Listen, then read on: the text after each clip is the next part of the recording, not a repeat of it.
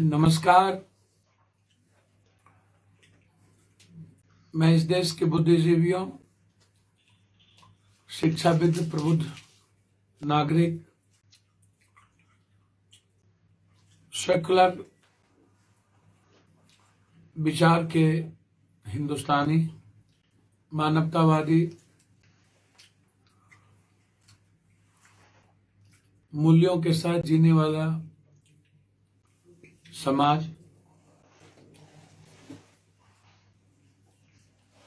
जिनका पथ आदर्श का हो, जो नैतिकता के साथ भारत के वसुधैव कुटुंबकम, सर्वधर्म समभाव और सार्वभौमिकता के नैसर्गिक दर्शन को मुस्कुराते देखना चाहता हूं। क्या आप आज भी घर में सोए रहेंगे? क्या आप आज भी मूक दर्शक बने रहेंगे? क्या आप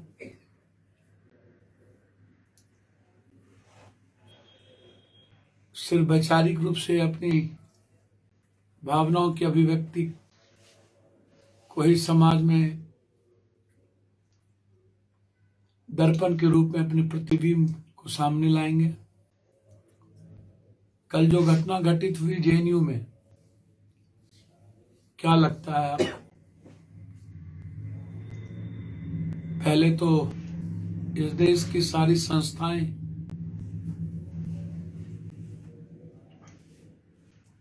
गुलाम हो चुकी है। लगता है कि हम सोमालिया जैसे देश में जी रहे हैं। हिटलर, स्टालिन और नेपोलियन के युग में हम जा चुके हैं।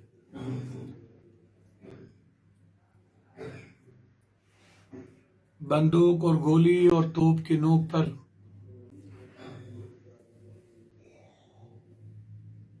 हमारी भावनाओं को दबा दी गई।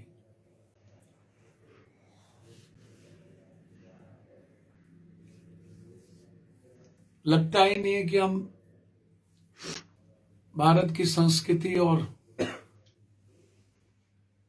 बड़े विचारों के लिए आवाज उठाने वाले देश के लोग हैं।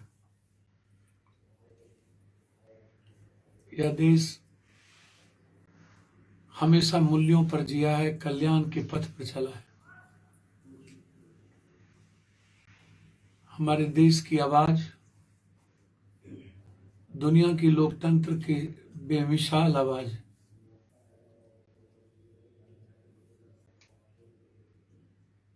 न्यायालय से लेकर के छोटी छोटी संस्थाएं की स्वतंत्र अभिव्यक्ति पर चोट।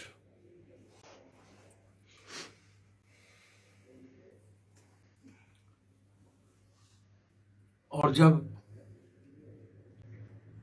एक आतंकी हमला जेएनयू पर हुआ,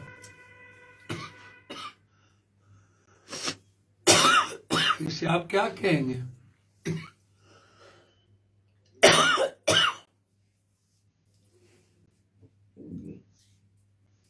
देश के सारे अभिभावक और देश के सारे ऐसे परिवार जो अपने बच्चों के लिए सपना देखता हो जेएनयू जैसी संस्थाओं के माध्यम से, एक उम्मीद, एक विश्वास, क्या आज वो सब बिखर नहीं गया? सारे सपने और उम्मीदें और विश्वास खत्म नहीं होती चली जा रही है।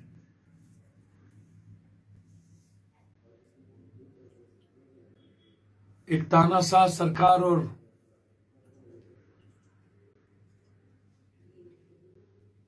हिटलर और तानाशाह व्यक्ति क्या चाहता है इस मुल्क से? अब तो सिर्फ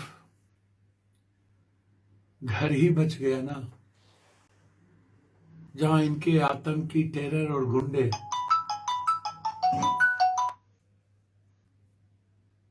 प्रवेश करने के लिए बाकी रह गए। इतनी बड़ी संस्थाएं पर जब हमले हो सकते हैं,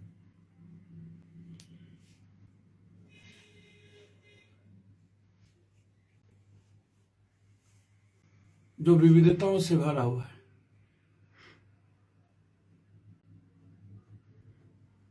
पूरी दुनिया के विचारों का संग्रह हो,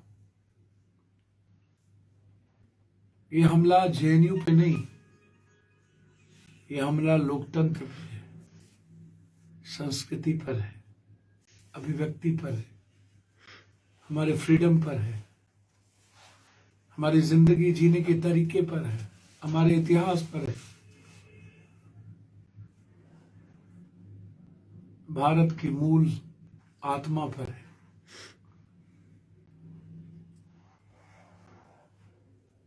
उस संविधान पर है जहां न्याय के साथ सबको जीने का अधिकार मिला हुआ, मुस्कुराने का। हम आग्रह करेंगे कि आप भरोसा ना करें इस देश के सरकार पे। आपने देखा कि किस तरीके से एबीपी के गुंडों ने हमारी एक परिवर्तनकारी बेटियों पर और बच्चियों पर हमला किया। आज हमें मरने की तैयारी करनी होगी यदि लोकतंत्र को बचाना चाहते हैं। अब इन गूंगे बहरे सरकार को आवाज से मतलब नहीं है। यह सेना, फौज और बंदूकों के बूट के थाप पर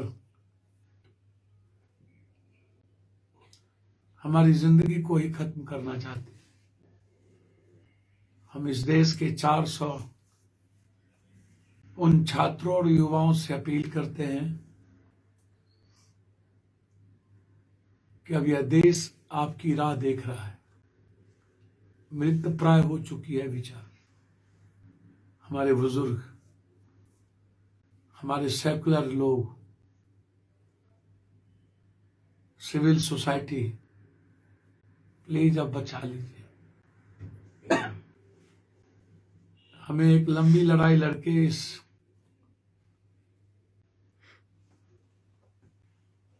झूठी और फरेबी सरकार जो ईवीएम के द्वारा और ना जाने कई तरह के गलत सेंटीमेंट के द्वारा जो दूसरी बार इस लोकतंत्र को समाप्त करने के लिए बैठी है, इसे हमें उखाड़ फेंकना होगा। हमें इनके गुंडों से लड़ना होगा। हमें इनके गुंडों के सामने मुकाबला करना होगा।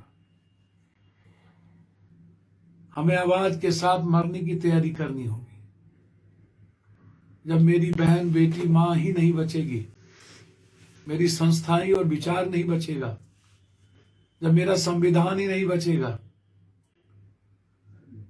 हम उस लोकतंत्र में क्या करेंगे रह के? आप हमें बताइए। जिस लोकतंत्र में सारे अधिकार समाप्त कर दिए गए,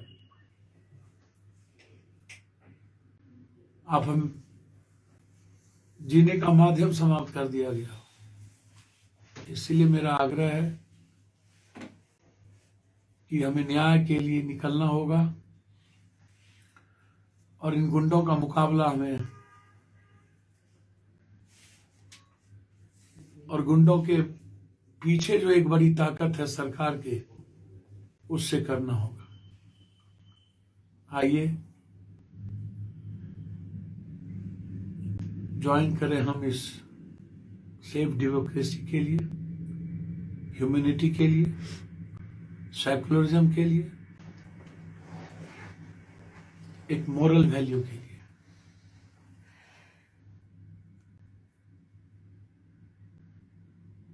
और इस देश की एकता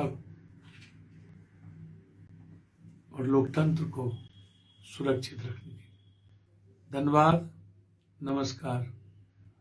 मैं उम्मीद करता हूं कि हम सब जेएनयू, जामिया, डीयू, पीयू, एएमयू, कलकत्ता, आंध्रा, तमिलनाडु, जो मेरा है, अपना है, मेरा खून है, जिससे मुझे बहुत उम्मीद है।